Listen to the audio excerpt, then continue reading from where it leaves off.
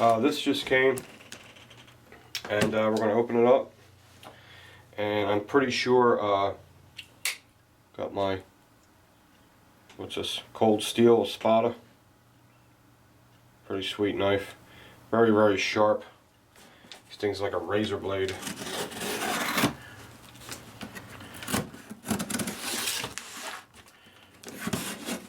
I was talking to Cutlery Lover. If you don't know who Cutlery Lover is, he's got a huge YouTube channel. He's very, very knowledgeable in the knife department. He was telling me about Pennsylvania laws, because me and him are Pennsylvania guys. And he said, I was half right. If a knife's bigger than your palm, it depends on where in PA you live, and the city of Philadelphia, the laws change and all. So pretty much where I live, I can pretty much carry any knife I want. But if you're, I think if you're in the city, there's limitations, which I think is silly. Should be one state, one rule for the whole state. That's how they get you. That's how you get in trouble. You know what I'm saying? Okay. Whoops. Fucking. I hate this place, guys. You have no idea. Sorry about that. Alright. Thanks for supporting my son with his new recording. I know a lot of you guys are, you know, not into that kind of music, but it is good. It's good music. I'm more of a Sinatra fan than any of them other singers, because to me, he doesn't sound like out of date. He has a modern style voice. His vibrato is like today's vibrato. If you don't know what vibrato is, I can't explain it to you. It's how your voice waves, and Sinatra always had a modern sound. That's why he's the man. Anyway, this is from, he told me I didn't have to mention it, but because, you know, these guys, they don't send me things because they want a shout out. Especially Matt. He's just a friend. He's a real good friend, and he just wanted to send it to me. He said, you don't have to mention it, but I want to mention it because this ain't cheap. This is a steel mainspring housing, and it's a Wilson Combat. And what we're going to do is put this in the STI. The STI has a plastic mainspring housing, which ain't a big deal, but I'd rather have a steel. Now, you know, if you're getting it from Wilson Combat, it's going to be top notch and beautifully machined. Wow, it's got a lot of checkering per square inch. I don't know how much, but it's very fine. That's the best kind. It grabs your hand, but it doesn't annoy you. Beautiful. The color is perfect. It's going to look like it goes with it. We're going to do a video showing you how to put those in. They're not too complicated. You got to be careful. You got to make sure everything's held in with a rubber band, or if you don't know about 1911s, you'll be in deep shit. So I'll explain that stuff. But I just want to thank you, Matt from Rise Arms. It's definitely one of my favorite gun channels. Very educational. You know, he's a badass. He takes guns down to the frame. I mean, to me, you know, people that do that, I just call him a badass. It's just an expression, and he is, because he's not afraid to take his guns apart, and you'll learn a lot from people like that. Okay, and it is a Wilson Combat. From Brownells. Thank you, Matt. I'll get the STI out here, and we'll start this. Alright, this is what we're going to need. Now, we have done this before, but we haven't done it on this gun, and anytime I do any kind of installation that's kind of a little involved in something that's not typical, that your everyday gun owner doesn't do, I'm talking about mild gun owners, this is not something that's done all the time, so it'll help somebody. It ain't like I'm just dropping a barrel in. We're installing a permanent part here. No, it's not difficult. It's just you gotta relax. Do one of those and just follow the directions, and hopefully everything goes right. You're gonna get 2 rubber bands. There's a reason for that. I'll tell you in a second. You're going to need a brass or polymer. I mean, you can use steel, but you want to mess up your finish, it's fine. Well, this is a number 3 punch, whatever the hell that means. Okay, and of course the first thing you want to do is take the magazine out and make sure the gun is safe. That is always number 1 all the time. Okay. Very nice. All good. Now, you could take the slide off, which I'm probably going to do. I think that would be the best way to do it.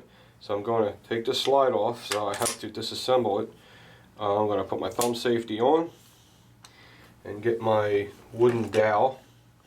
Push the plunger, move the bushing to the side, take the plunger out, guide rod, spring out, take the bushing out. Okay, take the safety off and slide the slide off. What are you doing, dork? No, sorry. See? I'm losing my mind. Take the safety off. I gotta take the slide stop pin out. That would be this. Can you believe I just tried to take the slide off before removing this? See, that's called overconfidence. That's where you screw up. Back it up. Relax. Alright. Don't be skipping steps. Line up that notch. Push from the other side. Man, this thing comes apart so nice. Okay. Alright, now we just got the frame. Now this, you can leave all this in like that and just put this aside. This is the slide, the barrel, and the guide rod. So we'll put that over there. And now all we have is the frame. I ordered these grips special from, where did I get these from? Amazon? The Sti Grips. They are sweet. Very nice looking. Okay. You gotta take your time when you're working on guns. They're very delicate, believe it or not. All the threads are fine. Even the threads, the female threads that they screw into the grip, into the frame, they're made out of lead. Lead. Very easily to over tighten and strip them. That's why you hear people say, or anyone says with grips, tighten the screw just till it's tight and stop. Don't wrench it down tight, or you will strip those very delicate lead threads in that bushing. This is your bushing. Trust me, when I first started working on 1911s, I messed up a lot of bushings, so I got extra ones in case I ever did that again. Okay, the next step, now we got a frame here, is to raise the hammer forward because we want to take pressure off this mainspring housing. So we'll just raise it up like that. Don't ever pull the trigger because there's nothing cushioning. The thing will slam against the frame. It's not good for the hammer. Okay, now here's the most important thing. When you do this, you want to get 2 rubber bands. The reason why I get 2 rubber bands, just in case one breaks, because you don't want the rubber band to break, because then your hammer hooks inside will disconnect from each other and get all fumbly, and you're screwed. If you don't know 1911s, you're gonna have to bring it to a gunsmith to have him put it back together for you. I've done that. So I'm gonna put 2 rubber bands. Before I put the rubber bands on, this might be seem stupid to you, give them a couple of these. Why? Because they've been sitting in my drawer a long time, and if they're brittle and they'll break, I'll find out now. So they're pretty good, they're fresh. So I'm gonna put these on there. And what they're going to do is they're going to hold the grip safety in, and it holds everything together. And that's what it does. Okay? It's holding that grip safety in. Okay, put this other one on in case the other one breaks. Just don't feel like taking the whole frame apart and putting this thing back together if that happens, because that sucks. You gotta have a lot of patience with that sear disconnect and all that. Bitch. Okay. Now we're ready to take this pin out. Here's your mainspring housing pin. It holds this whole thing. Now this is still under pressure. So as you're taking the pin out, it's pushing down. So you just gotta, you gotta be fancy. Get yourself a roll of tape, like that. Put it on top of there, like that. Make sure you have room for the pin to go through. The pin has a cup on one side, has a rounded end on the other side. Obviously, cup side goes that way, you drive it through that way. So get my number 3 punch. What happened to your hammer? You can use a hammer or a mallet, it doesn't matter, because you're striking the well, I would use a mallet because you're hitting brass, so you don't want to screw up your punch. So if it was a steel, you can use a hammer. But I try not to use steel punches, especially on guns like this. Okay. Make sure I got clearance. Okay, give it a little tap. Don't take the pin out right away. Leave it in there because it's replacing that, and just make sure everything's cool before you make your final move. Okay? Okay. Here's the pin. It's got a notch in the middle. And when it goes in, it locks in. So when you put it in, it doesn't go in real smooth, real nice and easy. It goes in, and it locks in. And at the same time, that's pushing down. So it's a little tricky getting it back in. As long as you got these rubber bands here, you're good. Get that pin, put it there. Now what I'm going to do is, to get this punch back out, is apply pressure on the bottom of this and pull this out. Now this should push down a little. It's just enough pressure where it doesn't make the pin line up, and it'll drive you nuts. Watch. You see it? So now what I'm going to do now, this should slide right out. I'm going to back it down easy. Make sure it ain't nothing weird going on in here, like anything I've never seen before. Everything looks pretty typical of 1911 in there. Okay, so I'm going to take this out, and this definitely is a plastic mainspring housing. Okay, there's the inside. There's your main spring. There's your hammer. Well, I don't know what that is. It's the tail of the hammer. It comes all the way down, and it goes inside the mainspring housing. And I forget what it's called. I have a chart over there. I don't know what it's called, but I know what I'm doing. It's okay. Now there's a mainspring in here. We got to take it out of here and put it in here because this don't come with a spring. I want to use this spring because it's an STI spring. It's a very strong spring. It will keep the gun from getting light primer strikes. This spring controls the hammer. When the hammer hits the firing pin, and the firing pin hits the primer. Okay. And if you have a weak spring and you get light hammer strikes and it hits that primer too light, you're going to have misfires, and it's going to suck. So this mainspring is being held in with a pin also. You have to push that in and at the same time push that pin out. That's a lot of fun too. But I use the vise for that. I'll have to get set up again. So this stage of the game, is definitely over. So I can put this aside. Now we have to work on the installation of transferring this internals to this. Before I do that, make sure you look down this hole with a flashlight, a really good flashlight, and make sure there's nothing in there. Make sure there's no swirly marks from the machine, and give it a quick blow job. You don't want nothing in there, a little piece of sand or something, you never know. Because if that's not clean in there and there's dirt in there, every time you cock the hammer, you're going to feel this. You're going to feel a gritty feeling, and you got to take the whole gun apart to clean it out, to get that gritty feeling out. Okay, so that's all good in there. Looks good in there. I don't see no machine swirlies. If you buy one of these mainspring housings and you buy a cheap one, like if you see one for $60 and you see one for $25, go with the one for $60. I've been through that.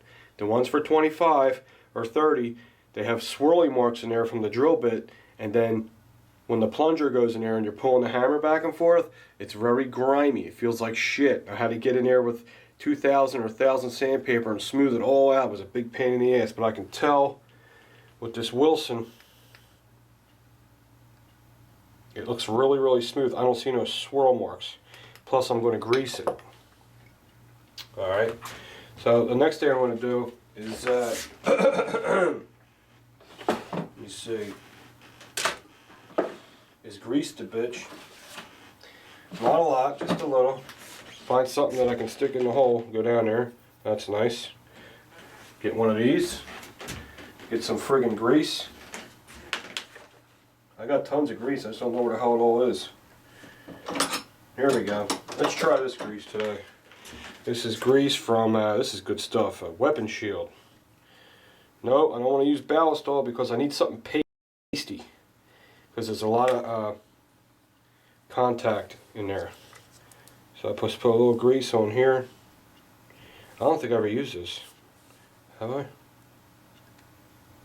Yeah, I have. Alright, a little grease on there.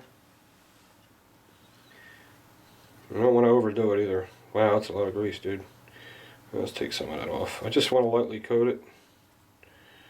Alright. About like that. About that much. And just stick it in there. Grease that hole up real good. Okay, it's good. Okay guys, you should always have a vise in your gun shop, and you should always have bumpers on there. I put leather on mine so you can get a real good hold on it without marring or squashing or crushing anything. This STI main spring in here is very strong, so I'm going to have to actually use something with a handle to push it in. And then I'm going to use this punch to push the little guy out. So let's make sure it fits in the hole first. Yes, it does. And what I'm going to do is I'm going to push this in here because it's putting pressure on that pin. This will relieve the pressure. Relieving the pressure. And pushing out the pin. And it fell. And now watch, this will come out, shoot out on you. Okay, there's the little pin.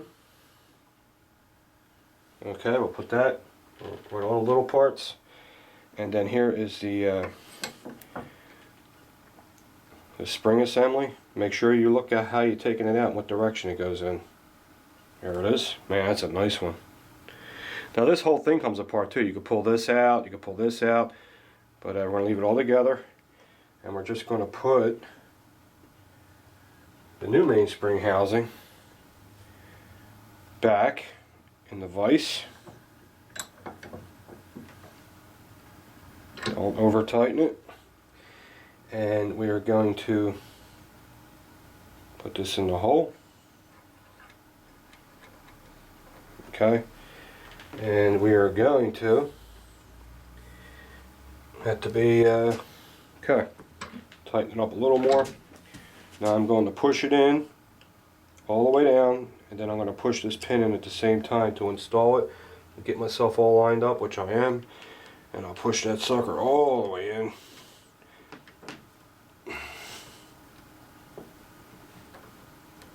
Okay. I'm going to have to dry fit it first because the hole might be drilled a little too small. Let me check out and see what's going on. I just wanted to double check. I did a dry fit and it slid right in there. It was just, the spring probably wasn't going in straight. I don't want to force anything. This gun runs perfect. I don't want anything to be forced in there. Okay, let's try it again. Let's slide in the spring. Okay, let's push in the pin. Push in the spring. Get this ready. Get it in position. Push it in. And there it is. And let it out. Okay, now that spring is installed.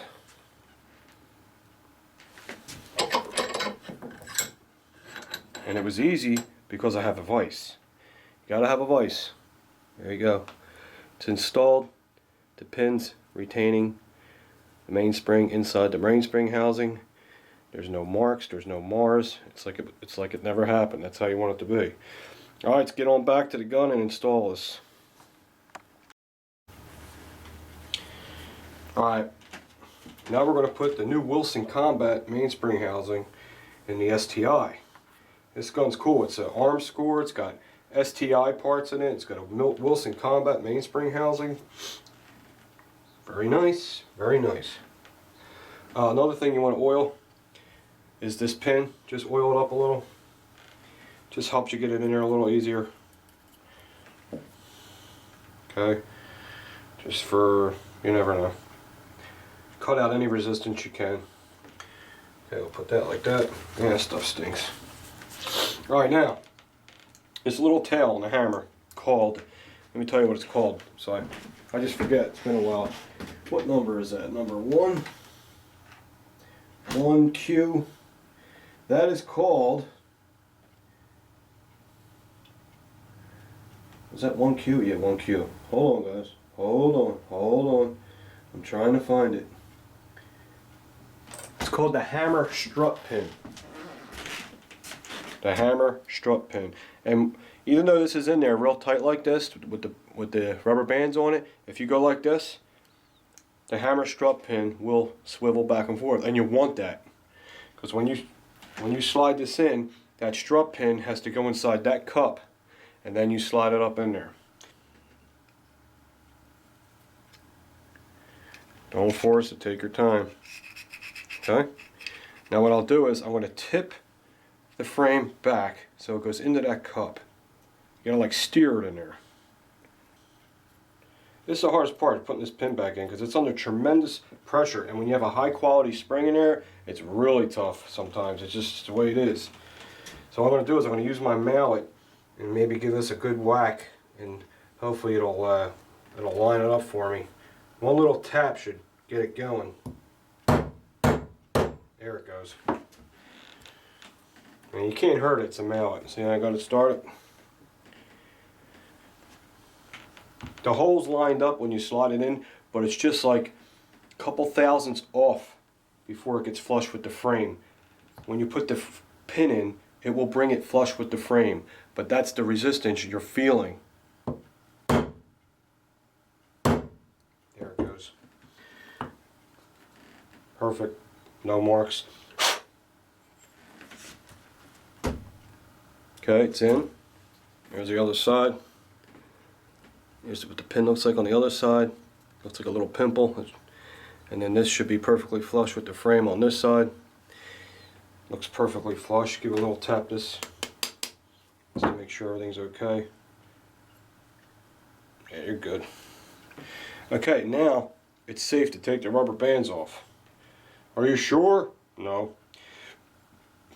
It's safe. That pin's in, it's safe. So we can take the rubber bands off. Don't cut them off because you might need them again in case something goes wrong. And let's feel the hammer.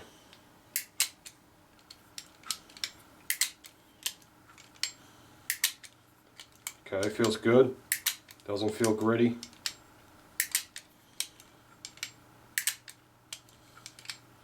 Okay. Now I'm going to put the gun together. There it is. Nice Wilson Combat steel mainspring housing. Now, you know what we got to do now? We got to go shoot this thing. Wow, that's really nice checkering, man. Like ridiculous. Alright, let's get this thing back together.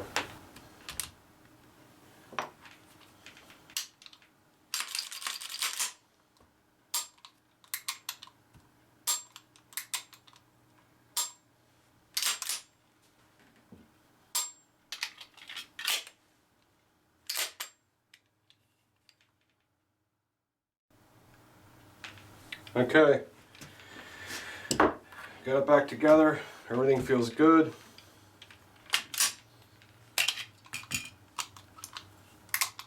Yep. Now all we gotta do is go shoot it, man. Make sure it's all good. I want to thank Matt from Rise Arms one more time for sending me this awesome Wilson Combat mainspring housing.